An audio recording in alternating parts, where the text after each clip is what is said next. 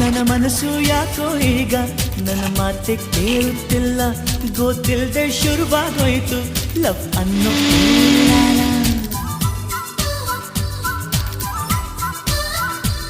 ಹೃದಯದ ಸೇರೋ ಮೊದಲು SMS ಮಾಡಲಿಲ್ಲ, ಎದೆ ಬಾಗಿಲು ತೆರೆಯೋ ಮೊದಲು